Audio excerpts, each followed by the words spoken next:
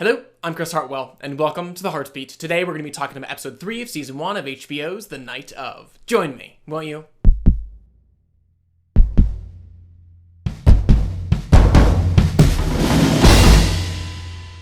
And so, episode 3 of The Night Of took us to prison, very quickly reminding us that it had every intention of broadening our perspective on something like the penitentiary system, because for most of us anyways, we see prison from the outside, sometimes allowing a place like that to kind of take on this almost fable-like quality. And the first few close-ups of that opening sequence really did kind of capture that well. You could almost imagine this place being described in this kind of Lord of the Rings-esque style. It was a cold, unfeeling place, cracked and rotten, broken and vile, its walls and razor wire as much a prison for the body as they were for the soul. But no sooner were we shown those images than we were thrown inside that prison and really forced to kind of rip through a lot of our preconceptions of what it would really look like to be incarcerated. It's a tedious process, one that involves far more questions and forms than cuffs and fights. And very quickly we and Nas both were clued into the importance of having friends on the inside, as the guard said in response to his lack of gang affiliation. In that case, good luck to you. And really the rest of the episode was just about making the most of that understanding, the understanding of just how isolated and consequently vulnerable Nas was, really playing a lot with her expectations of what happens to guys like him in prison. But again, those expectations weren't wholly contingent upon other things like our watching of past prison films like The Shawshank Redemption, The Green Mile, or Hunger. In the episode itself, especially the way that all the jail scenes were shot, director Zaillian was constantly heightening that tension by having the camera peer at or approach Nas from his blind spots, instilling each moment within that place with dread. When was this prison really going to jump up and bite Nas? Though, to derail our discussion on Nas just for a moment, this episode really did continue to highlight all the more just how everyone surrounding our hero really is being bitten. So even as Nas will almost surely endure some sort of sexual assault or shanking in the coming episodes, it was actually his mother first who had to endure some sort of violation as she entered prison. And it was Stone first that had to be stabbed in the back, so to speak, as he was fired by the cons. Though again, Nas does know that his time is coming, and in all of his scenes, things were really made all the more brilliant by Riz Ahmed's performance. Time and again, we saw him failing to do what his fellow inmate instructed him to do, which was keep your head down, business to yourself. But even so, I couldn't fault him for wanting to look up, for needing to look up, and Riz played that note in such a relatable, identifiable way. And even if he was able to avoid looking at the wrong person in the wrong way, the revelation to his fellow inmates of who he was and what he supposedly did was completely out of his control the instant that news report aired. The fallout of which I've actually heard some people criticize as being just a little bit bizarre. Why would criminals, many of whom were surely in that prison for sexual assault and or murder, respond so negatively to Nas's crimes? Well, I would point out that this young man with his Harvard sweatshirt, soft demeanor, and just all-around well-kempt appearance in no way looked like he came from an underprivileged or difficult to endure background.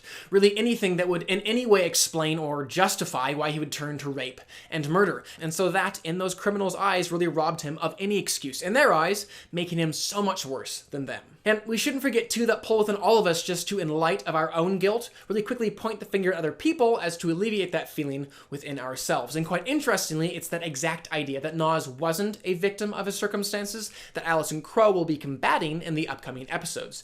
As we saw with the plastic surgery gone wrong case, she lives to illuminate that, guilty or not, people should not have to take full responsibility for their actions, since those actions are all too often driven by their circumstances and the corner or crate that the world's forced them into. Which really did perfectly connect to Freddy's assessment of our lead character as well. I mean, he may have been less inclined to wash Nas's hands of his guilt or responsibility, but he still recognized that this young man was nothing more than veal now surrounded by this pack of ravenous dogs, and he had been made that tender, impossible to pass up meat by the way the world had treated him up until this point. And now that we're talking about him, I've just got to say I have loved the way that the writers have gone about introducing the character of Freddy. Even the sex scene between he and the prison guard didn't first and foremost feel like some sort of lame attempt on HBO's part to boost their ratings. And even if that was a small part of it, what I saw was a very impactful demonstration of how tragically calloused and cut off this character was. So if Nas was veal, Freddy was a burnt to the crisp steak, toughened beyond what was good, to the point where something as powerful and as intimate as sex was seen as nothing more than a bargaining chip.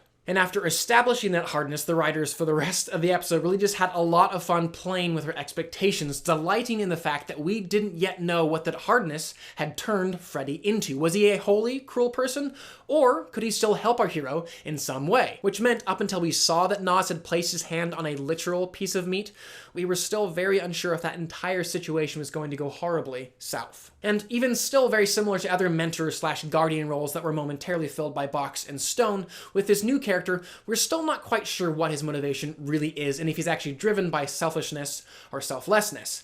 Speaking of Stone though, I continue to love how they're writing this character and really do think that they have the potential anyways to give him the most dynamic growth of anyone in this 8-episode miniseries. And last week I talked about who Stone was and really kind of how he dealt with his clients in a way very similar to how he dealt with his eczema, and that connection was only further explored this week as we saw his hesitation over trying some more aesthetically embarrassing remedies to deal with this problem. This was a man who for so long has been held back from healing, growing, changing, and learning, not necessarily because he hasn't had the answers, but because he cares too much about what others think of him. And we've seen this on his face every single time someone said to him about getting this case, "Congrats." And it's not even necessarily been about the sentiment, but rather the individuals that have spoken it. For so long, he's just craved these people's respect and admiration, but has consistently refused to earn it the hard way and the right way, by walking through the crucible of selfless work. It's always just been easier to mask the scent of his feet than actually go about the potentially more embarrassing process of really fixing them. And we definitely saw this on display in the support group scene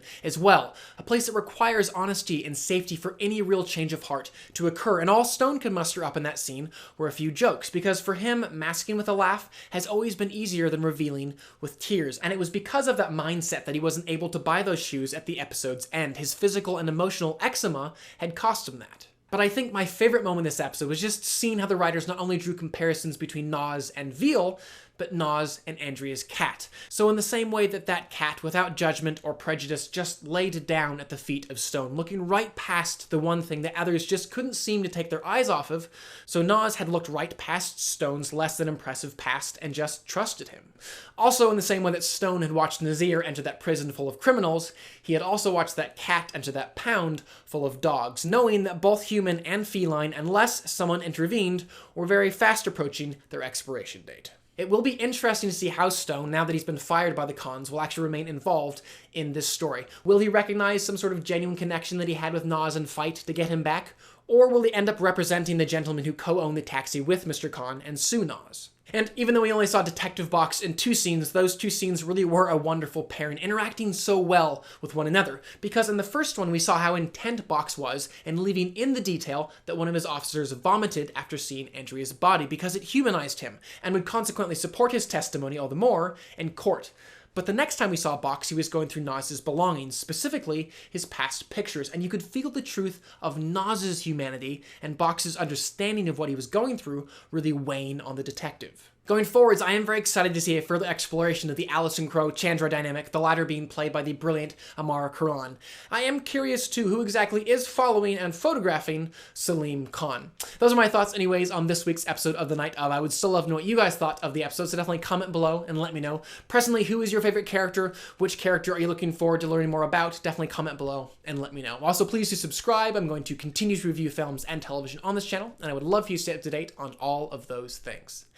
But for now, I'm Chris Hartwell. This is The Heartbeat. Thank you for joining me.